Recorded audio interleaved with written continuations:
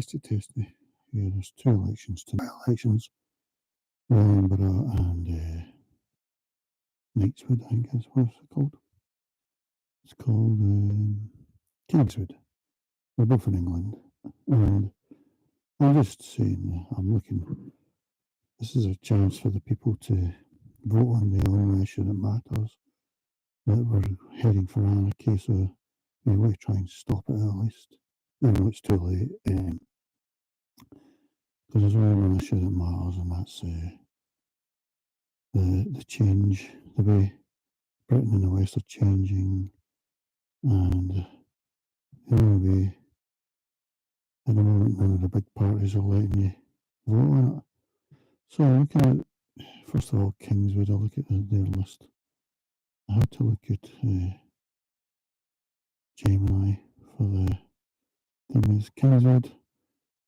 For there, I would vote UKIP. You've only got 6 to choose from. And in Wellingborough, I would vote Britain First. It's quite a lot sitting there. That's Peter Bone's old seat, the Tory. Ironically, his girlfriend standing as a Tory candidate, Helen Harrison. So I'm guessing they've got no chance there at all. But well, I'll look at Wellingborough first since it looks more interesting. 1, 2, 3, 4, 5, 6, 7, 8, 9, 10, 11. I think there's 11 candidates. 5, 7, 8, 9, 11. We've got Nick the Flying Brick, the official Monster Looney Party. I'm very interested in him. Very interested in him was long past. I wasn't really interested in him. I never really found him funny or anything. I was that party. Was it how he sang Fire in 1968 or something like that? 67. Did he find that party? But it's long. Don't know if it's thing. Then we've got Anna Gunn for Liberal Democrats. I don't know if they get a chance of winning it. It looks as if these are both Tory seats and they're expected to lose both of them. And at the moment, it looks like Labour are really already thought to have won Wellingborough. I find it hard to believe myself. And also Kingswood. I just don't understand who's voting for Labour. I just don't understand that at all. Labour is a Trojan party. It's a party of happens to bring more female genital mutilation as a tradition in Britain, which it never was before. As someone was saying the other day, they've abandoned the white working class, really. Everyone's going to abandon them anyway. The newcomers are going to abandon them for maybe a Lives Matter party and a certain law party. So, really, I don't know who's voting Labour at all, really. So I look at Wellingborough again, I look at Anna Gunn, Liberal Democrats.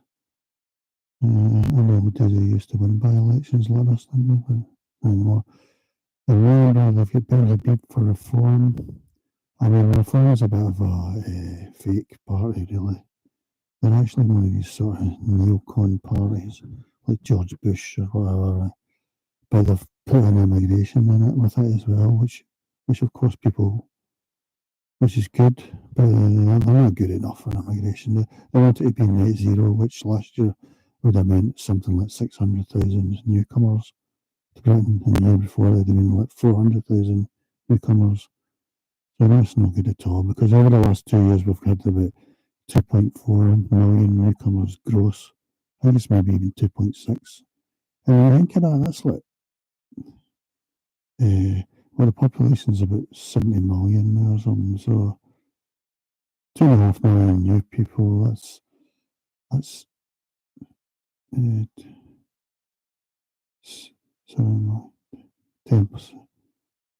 That's over 1%. I mean, that we've changed over the last 2 or 3 years. It's not even counting the last 20 years or the last 40, 50, 60 years. So you have to vote either Tory or for the right.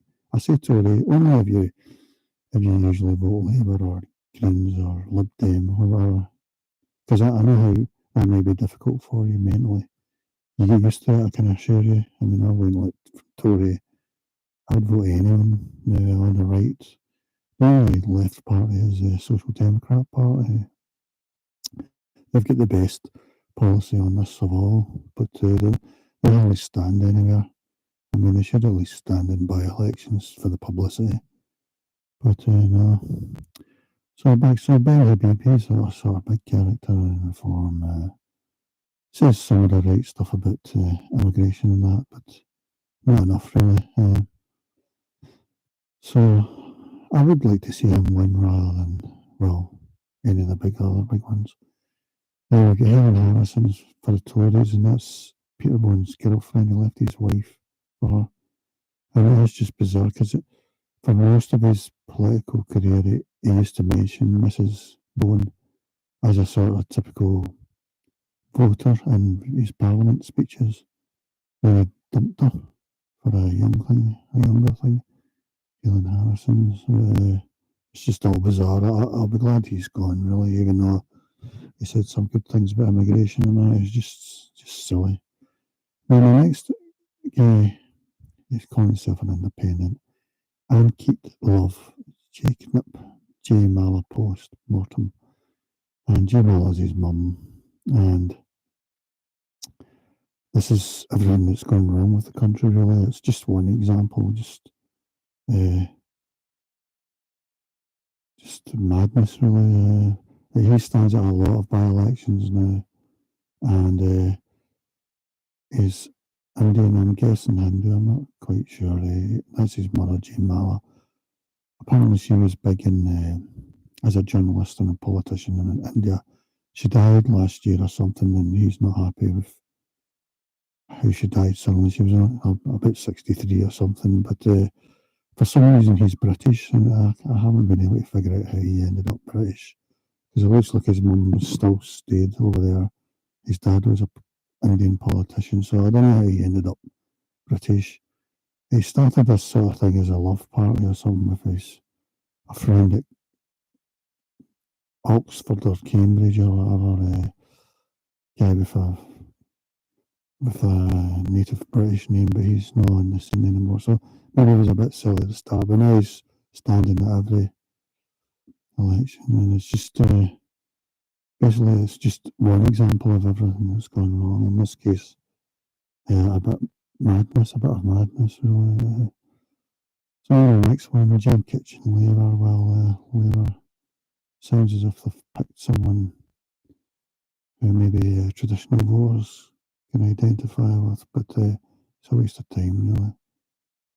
Oh no, actually, she's going to win. I forgot. Is that a she? It's GEN. Yeah, it's a she, and sort of native lady. Yeah, this is if she's going to win, which is unfortunate. So that's it depends how you look at in practice. They're very Labour are ultra LGBTQT, etc., and they're ultra feminists to the point where men can be women as well, or women can have penises. That's how ultra feminist they've become, and open borders basically. But I don't know. Maybe some people feel that these three things that one thing doesn't go with the other two things, because really over the last few decades, I would guess most of the new British people, the countries have come from would be in the lower half of an index, a UN index for LGBTQT plus and women's rights, basically. But that's what Labour wants. So, in my opinion, Labour means more female genital mutilation, machetes, acid attacks on women. And I just heard someone said today that a lady from last week, she was in a refugee hotel, and that lady was a victim of an acid attack from the Afghan Geordie, who converted to Christianity and got the Home Office and Tories gave him citizenship. So I don't know. I'll need to find out. There's another of these things that we never hear. We never really hear it. And I heard that on the New Culture Forum's youth program on YouTube, which isn't that great, but it's all right. I'm a fan of the New Culture Forum, though, their main program, and Riffy Heidel, Manku especially, and Amy Gallagher. I think she's a great speaker as well, and the guy who runs it, Brian Whittle, I think his name is, or is that the Scottish guy? Peter Whittle. Let's look back at this election in Wellingborough. Seeing it's getting most things. Yes, we've got Alex Marola of Britain First. Yes, I'm full support. That's who they should be voting for. As for people who care about, in my opinion, who care about feminism and LGBTQT plus rights, should be voting for him. Because long term in reality, he's not wanting things like female genital mutilation and things like that. So that's who people should be voting for. Sadly, they won't. Someday they probably will. That'll be the main party of the natives as we become a minority here. Or we're getting there already. We're about 75% at the moment, maybe even lower than that. I think maybe 72%. I think this is what TikTok bikini girls on TikTok don't realise, that you're going to become a minority, and bikinis may be frowned upon as a way of expression, and every other way of expression that you enjoy. So you've got to try and preserve that by voting Britain First. Let's see, who's next? Oh, it's Green. Forget it. Not even interested in the list. Andrew Penn Bailey. I mean, they're even more pro FGM, and in reality, I'm not talking about that. They think they don't support it, but in reality, that's the outcome of their attitude towards the open border. Then we've got three independents: Andrew Penn Bailey. Never heard of them. I don't know what these. Don't know if these are just local things or what. Marion Turner Hawes and Kev Watts. So I don't know what they're about really. If any of them were sensible on immigration, like getting it to zero, it would be. I would say vote for them, but I don't know what. It's probably woke stuff they're into or whatever. And on to the other one, Kingswood. So I've got 6 people standing here. We've got Sam Bramley for the Conservatives, and I think they're just going to lose the seat. Andrew James. I forget Darren Egan of Labour, so he's probably going to win it, sadly. And that means, in practice, it means more immigration, probably more female genital mutilation, and arranged marriage, that sort of attitude for women. That's what Labour have chose, really. That is in practice what you're getting when you vote for these sort of things. Born in 1983. Oh well. Next, Lorraine Francis Greens, well, forget it, they're even worse than Labour on these issues. Well, the reform, I'd like to see reform do quite well, but really, I want Nicholas Wood, UKIP, to do the best, because since Nigel Farage, I don't know Hamilton's in charge of them, their policy on immigration is a lot better than the others. I would say he's second only to, maybe joint with Britain First and the SDP as well, Social Democrat Party, but they're not standing, which is a pity. They want to pause immigration, or that's how I read their policy on it. So that's it really. About the outcome, it's late at night. It's about 11 o'clock. We've got another hour or two to go. I'll check the Daily Mail and see if there's anything. Like at GB News, I've got a programme starting at 12, introduced by Tom Harwood. So that's good. Yeah, no, they're just stealing me. I'm just saying, expect Labour to win both seats. I really can't understand it at all. I'm guessing it's going to be really low turnouts. So that's the way Tories usually show their dismay. They just don't turn out, which is a pity, really, because I think you should turn out and vote UKIP. You get less votes than Jeremy Corbyn in 2017, maybe even 2019. Um, so it just goes to show you. I mean, I think Theresa May get the highest vote in history in 2017. So it just goes to show you get so many voted Jeremy Corbyn, but then so many more voted Theresa May, probably to not let Jeremy in, but even though Theresa ended up with a hung parliament, that happened with John Major as well.